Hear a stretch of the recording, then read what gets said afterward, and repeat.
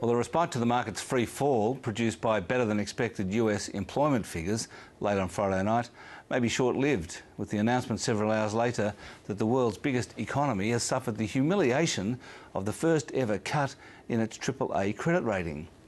To check on the last day of an extremely ugly week on global markets, it's over to Jayne Edwards.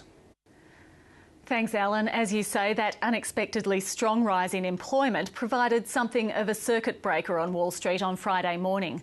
But it was still a wild session, with the market swinging erratically on high volumes. By day's end, the Dow was 0.5% higher, but the broader market finished where it began, and the Nasdaq lost another 1%. The job numbers were a positive sign for the ailing US economy, with 117,000 created last month. But market sentiment reversed when rumours emerged that ratings agency Standard & Poor's was set to downgrade the US credit rating. That rumour became reality 4 hours after the market closed, and we're set to see the investor reaction in the coming days. On the positive side of the ledger, Italy pledged to speed up its austerity program after a day of phone hookups between European leaders and US President Barack Obama, raising hopes the European Central Bank will act to support Italian bonds.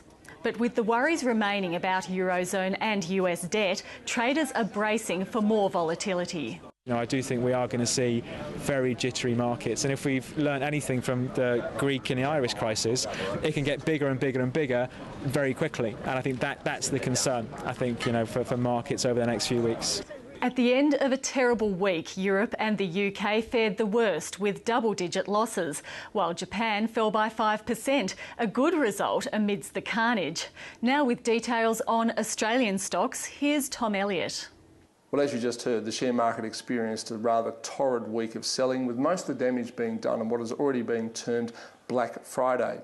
Rio Tinto actually surprised investors with a better than expected first half profit of $7.8 billion US. That's around $7 billion Australian. However, its cost base is rising. As a result, Rio shares down around 10%. Fellow miners at BHP and Fortescue didn't fare much better over the week. Gold was one bright spot in an otherwise gloomy market. The gold price hit a record high ever in human history.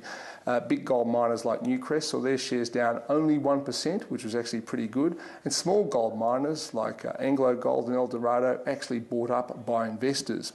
The bank sector did it very, very tough. The big four commercial banks all sold off heavily. And our nation's biggest investment bank, Macquarie, was absolutely smashed in trade over the week. Macquarie shares aren't quite at their global financial crisis lows, but they're not that far off it either. Kathmandu surprised the market with an upgrade to its full-year profit forecast. Of course, we've seen all of its fellow retailers hit hard in recent weeks. Kathmandu shares rewarded their investors by managing to stay flat in an otherwise very bad week. Telstra has passed on to the ACCC full details of its proposed structural separation. This is good news because it means the deal with the NBN is more likely to proceed. Telstra shares were, however, still sold off, down around 3% for the week. And Transurban, it had an excellent full-year result. The profit was up almost 90% to just under $113 million. The dividend is increased at 3 cents a share to 27 cents. Normally, this would be seen as very good news, but like just about everything else, Transurban shares were sold off again around 3%. Winner of the week is Silver Lake Resources, up 11% after announcing a gold resource upgrade. Loser of the week, and there were plenty of them, is Bandana Energy, down 31% after an Indian suitor decided not to bid for the company.